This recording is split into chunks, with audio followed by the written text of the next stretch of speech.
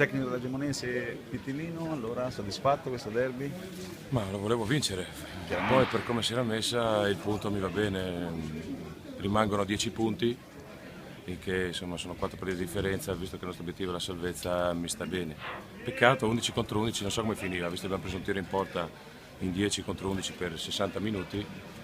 Secondo me l'arbitro è stata un po' frettolosa e poi mi domando come mai ha messo la mano in tasca quando in 5 loro ha fatto il fallo e non l'ha buttato fuori, insomma. Un po' discutibile. Sulle decisioni arbitrali, insomma, ci sarebbe Sì, molto da sì, dire. sì, sì, forse c'era qualcosa anche che ha fatto qualcosa a favore nostro, però Diciamo l'errore che di quando si fondo. compensa non è mai un bel arbitrato. No, no.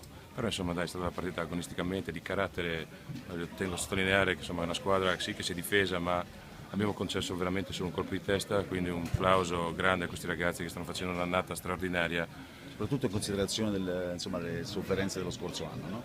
Beh sì, ma siamo cresciuti molto, lo staff ha operato bene in estate, lo staff tecnico è di buona qualità e i giocatori mi danno la piena disponibilità oltre ad essere validi tecnicamente. Che prospettive ha questa Gemonese? La Gemonese è salvarsi, arrivare a 4:40 e poi rompere un po' le scatole a tutti. Ma tu stai dicendo una bugia, Fabio. Ah, beh, bugia, intanto andiamo per step, adesso ne abbiamo 32, ne mancano 8, ovviamente oggi è stato fondamentale portare fuori il risultato positivo per tenere a distanza una diretta concorrente per la salvezza. E parliamo un attimino degli avversari, come hai visto il mezzo? Tutto il mezzo è una buona squadra, io credo che non avrà grosse difficoltà a salvarsi, ha delle identità ottime, si muovono anche abbastanza bene. Certo, forse oggi potranno fare qualcosina di più, visto che avevano un uomo in meno, ma non è facile giocare contro di noi perché Chiudete molto siamo bene bravi a spazi, chiuderci. esatto. Abbiamo chiuso bene gli spazi, quindi oggi sono forse stati più bravi i miei che un demerito loro. C'è una mossa che hai fatto e non rifaresti o al contrario?